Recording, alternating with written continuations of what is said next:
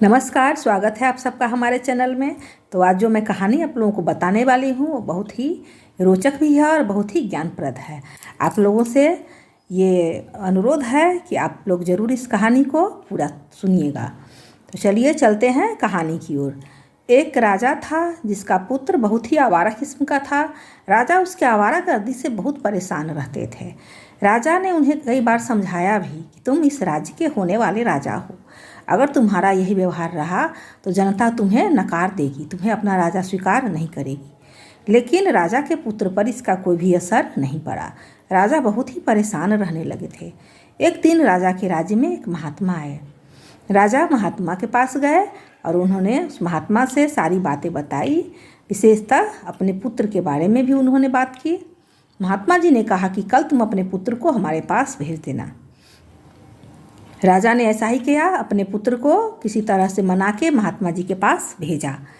महात्मा जी ने उनके लड़के से कहा कि तुम बाग से जाकर के एक गुलाब का फूल तोड़ के लाओ। राजा के लड़के ने ऐसा ही किया, बाग से गुलाब का फूल तोड़ करके ले आया। अब महात्मा जी ने कहा कि तुम इस फूल को सूंघो और बताओ कि इसमें से किस तरह की खुशबू आती है। राजा के पुत्र ने कहा कि इसमें क्या सोचने वाली बात है, गुलाब के फूल से तो गुलाब की ही खुशबू आएगी और दूसरी खुशबू थोड़ी आ सकती है। महात्मा जी ने कहा ये तो सच बात है कि इस फूल से गुलाब की ही खुशबू आएगी, लेकिन अब तुम इसे राजमहल में ले जा कर के गेहूँ के साथ रखो, पुनः इसे गुड़ के साथ रखो और फिर इसको सूंघना, देखना इसमें से कैसी खुशबू आती है। राजा के बेटे ने कहा कि महाराज आप कैसी बातें कर रहे हैं, गुलाब के फूल से गुलाब की ही खुशबू आएगी। तब महात्मा जी ने कहा अगर हम इसे नाले के पास रख दें तो। तब फिर राजा के पुत्र ने कहा महाराज इस तरह की बातें आप क्यों कर रहे हैं, गुलाब का फूल हमेशा गुलाब के सुगंध के साथ ही रहेगा, इसमें किसी भी तरह की कोई और बदबू नहीं आएगी, इसमें से हमेशा गुलाब की ही खुशबू आएगी। तब महात्मा जी ने राजा के पुत्र से कहा कि तुम भी ठीक इसी गुलाब के फूल की तरह बन जाओ, अपनी खुशबू चारों तरफ बिखेरो, दूसरे के मन को प्रसन्न करो, लेकिन बाहर के बदबू को अपने अंदर मत समेटो। अब राजा के पुत्र को महाराज की बात समझ में आई कि उसे भी गलत मार्ग से हट के अच्छे मार्ग पर चलना चाहिए, एक अच्छा व्यक्ति बनना चाहिए।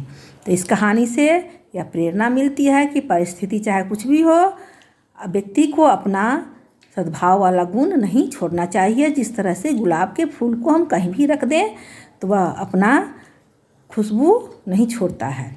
जैसा कि इस कहानी में हमने देखा कि राजा का पुत्र कुसंगति में गलत रास्ते पर ज़रूर चला गया था, लेकिन जब उसे अच्छी तरह से समझाया गया तो वह अच्छे रास्ते पर चलने लगा और उसने अपने सद्गुण को पुनः प्राप्त कर लिया।